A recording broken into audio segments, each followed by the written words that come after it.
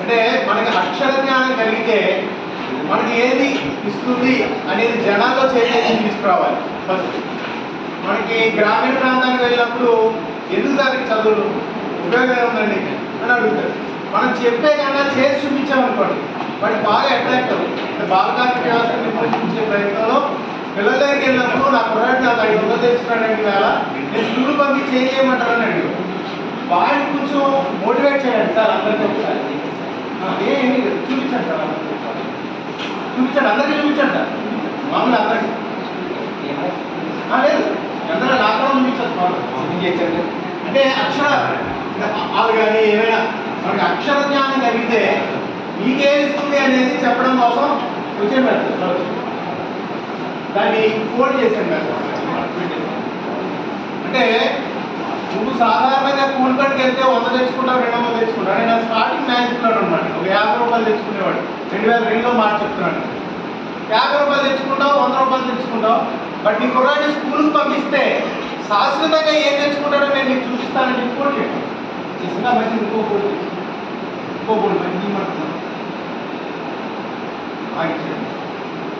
ఇలా కూర్చోబడి మూసే ఓపెన్ చేయండి మూసే. మీ దగ్గర ఖర్చు మాసం మీదైనా సరే ఖర్చు అంటే నేను నా ఖర్చు ఇచ్చాననుకోండి మన రూపాయలు మళ్ళీ మన గంటలో నాకు ఖర్చు ఇస్తాను కానీ బ్యాలెన్స్ తెచ్చుకోండి మీరే ఓపెన్ చేయండి. మీరే ఓపెన్ చేసి దాని మీద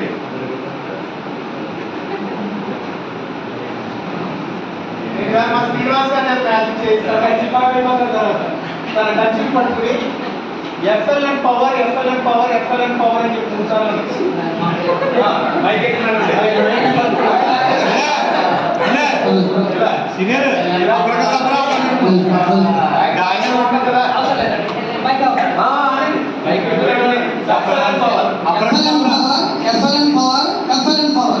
ఇది ఏంటంటే అండి ఈ ఎఫ్ఎల్ఎన్ మనం యూజ్ చేయడం ద్వారా సొసైటీలో పిల్లలు స్కూల్ పంపిస్తే భవిష్యత్తులో వాడు ఏం చేస్తారా నీకు అనేది తెలియటం లేదు.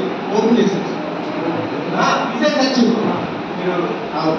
మీరు ఓపెన్ చేసి ఏదైనా చూపించారు 500 రూపీస్ నోట్. అయ్యో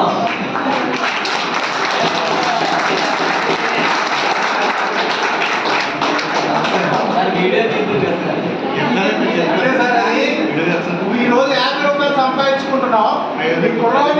స్కూల్ పంపించినట్లయితే వాడు 50 రూపాయలు కాదు 500 రూపాయలు.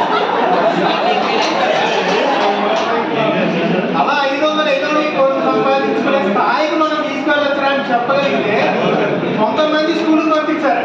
ఆ పంపించిన స్కూల్లో